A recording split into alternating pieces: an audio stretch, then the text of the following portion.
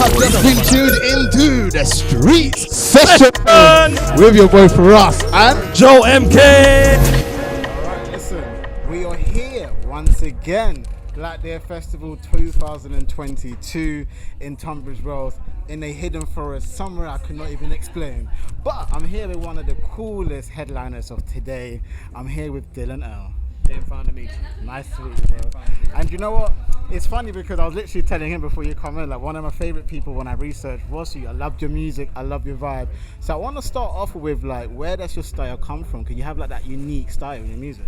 Oh man, I think it really, all roads usually kind of go back to my mom. Yeah. I don't know. I think my style might have really truly developed on van rides. We had an 89 Econoline that she'd take me to school with in the mornings, and we were listening to Randy Travis and Dwight Yoakam and Travis Tritt, and all those guys, Billy Ray Cyrus, and that the early 90s stuff, I don't know, and I guess that shit just always stuck with me, I suppose, Yeah, because I read something that your mom played all country tapes to you, right? Is that like a Yeah, all right, you did your research, Man. I just really appreciate that when someone's giving me an interview and they actually did some research, so thank you. Mom used to play tapes in the van, and on the way to school, and she'd have me rewind them while she was driving, or flip them and stuff like that. So I really got my first taste on tape, and so that's honestly what's inspired me. My latest releases, I've made sure to release everything on tape. Because I don't know. I know a lot of people say, oh, it's a dead medium, but man, I don't know. This is nothing like listening to an album on tape. Obviously, vinyl is the best fidelity, but there's something about the fidelity of a tape in like an old truck. For instance, I bought a 93 Ford Ranger off of an old fella, single owner guy, but the only thing he'd done to it is he put a CD player in it at some point in like 2004. I took that sucker out, got a tape player from the original vehicle, plugged it on in. That's crazy. Now I'm listening to my tapes again, and it brings back that same feeling I had as a kid. So my mom, I don't know, and mom sang at the house. Mom always had records on, so my mom is everything, and she's kind of the reason I'm here right now. No, I got to shout out Dylan Earl's mom. Without mommy, there's no Dylan Earl. That's true, dude. I don't know, man. She kept up with me and dealt with me for all these years, and just internally grateful, Yeah. And you know what? I want to talk about, obviously performing on festivals and stages like that. Do you ever get nerves? Do you have like a ritual you got to do before you perform? Or how do you stay motivated and excited and, get on that stage without any nerves? Man, I don't know. I definitely still get nerves. I get nerves every time I'm about to play, and it's a reaction. It's like a roller coaster feeling I get where you get that nervousness going up, and then once you're at the top, show starts, you're going down, and then it's just kind of honestly, you got to sit there and try to soak it in because it's this blur, and you kind of get into the zone, and you don't want to be too robotic, of course, as you're connecting with folks and everything, and you're trying to create a unique performance every time that you can only see one time. It's usually my goal.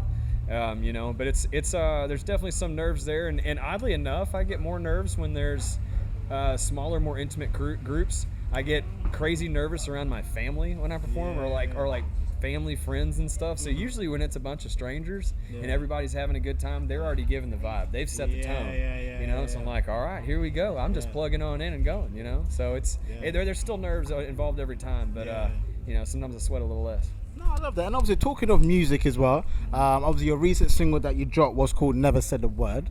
Why don't you talk to us a little bit about that and how that track came about? Man, that one's one of my favorite tracks that I've ever been a part of. It's really special to me. I wrote it at a House of Songs retreat in Northwest Arkansas where I met Judy Blank, I met Els Bailey there, and Brandy Zidane, Jonathan Terrell, Jamie Friedemann, and a couple others there. But Judy and I, Judy's out of Holland, and she writes in her second language in English, which is mind-blowing in and of itself. And then she's creating very complex double entendres and such in English that to me I'm like, damn, I have a hard time doing that. That's my first language. But anyhow, her and I were paired to write a song, and I'd kind of said, I was like, man, we really ought to do something like a duet, like a good classic country duet. And she was like, yes, I want to do something classic country. And I was like, all right. And I told her a story about a conversation I had with Tanya Tucker on one of the craziest nights of my life in Norway in like 2018. I opened for her, and Tanya told this crazy story about her and Glenn Campbell that really inspired me, and so I told Judy about it, and I was like, yada yada, and they never said a word. And then she was like, that. And then Judy's just an absolute melody master, and just like had song like a melody coming, and then she just made it so easy for me to kind of fill in the blanks and go with her. Before you knew it, it took an hour and a half. We wrote that song, and then we ended up. I came over for a tour right before the shutdown. Okay. Like, I guess it was January 2020. I was in England at the AMA UK in London, and then I flew over and did a Scandinavian tour, and then I dropped down into Holland, met up with Judy, and we went and recorded Never Said a Word. And the night before we did that, we wrote Throwing Lines, which is the B-side. Yeah, so we're like, yeah, shit, we need a B-side, you know? And we were like, we'll just do a, you know, like a cover or something. And then she sat down with the guitar and she's like, come on, we wrote that song in an hour and a half. Let's see what we can do. An hour and a half later, we had Throwing Lines. So it's like 3 hours total of songwriting, which doesn't happen to me ever. Yeah. That's what really makes that special, because I was like, man, all of a sudden when you click with somebody, and I felt like Judy and I just had this magic, and we clicked, and it was just like effortless all of a sudden, and all of the difficulty that it's always been to write a song just dissipated, and then it was automatic, and we were literally, that's how Throwing Lines came about. We're like, let's do it like we did the first time and just get out there and throw some lines. We're like, oh shit, that's the song, you know. And so it's an incredible, special song to me. It was nominated for the AMA UK, and has really brought me a lot of happiness, and it's one of my favorite things I did. And recording it in Holland straight to tape in Utrecht was one of the coolest things I've ever done in a studio. So all around, I mean, you asked, that's a special song, you know. No, I won't lie, because I listened to the song obviously myself, of course I have to. And one thing I would say, that both of your vocals really connect. Like, you know, when you listen to a song and you really feel what the song's about, and obviously with her like soft voice and your kind of heavier voice, it really works. Was that something that also you lot worked on when creating the music?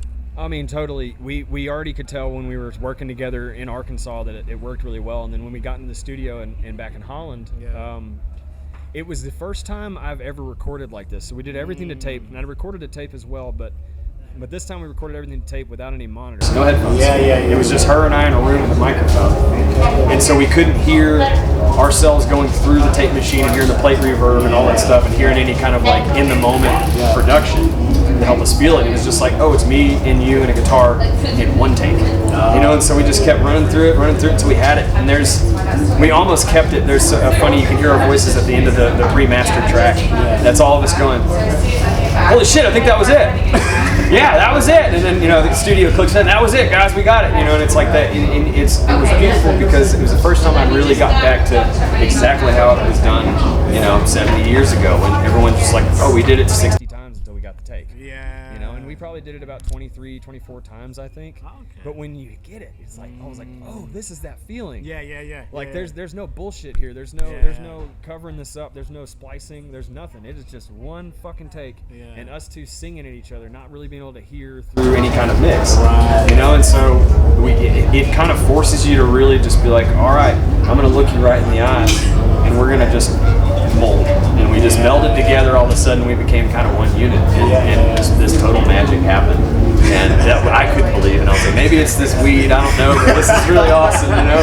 So anyhow, yeah, it was that whole experience was just magic. And Judy, not to sell her incredible abilities short, because she's just such a powerful talent that kind of just makes you be the best version of yourself. Is what she did for me. Yeah. No, I love that. And you know, I want everybody that's tuned in right now on War FM, whether that's on radio or YouTube, wherever you're listening to this, make sure you do go out checking Dylan and Earl. Before I let you go and get ready for what you got going on later on, anyone you're looking forward to seeing or even just meeting up with at the festival? Oh man, you know, of course we got Willie Carlisle here and my Pastor Jude brothers. They've made the trip as well. We're super excited to see, of course, you know, Arkansas Patriots, Amy Helm and such. I'm really excited to see Drive-By Truckers. They've been one of my favorite bands since forever. In fact, like, because when country music got kind of shitty around 2000, I of course was getting into my early teen years, so I started getting more rock and roll, punk music and stuff like that. And then Drive-By Truckers kind of brought me back to country music, because I felt like I was like, okay, all this music is about total fucking nonsense and bullshit. You know, it's like all this just like, all right, here's a bingo board of like southern catchphrases and shit that really I felt like didn't really reverberate or identify with the greater majority of the South, you know, especially like wasn't just like straight white fucking dudes in a big truck, you know. And so like DBT kind of brings it all the way back, and it's like, let's talk about all the shitty parts of the South.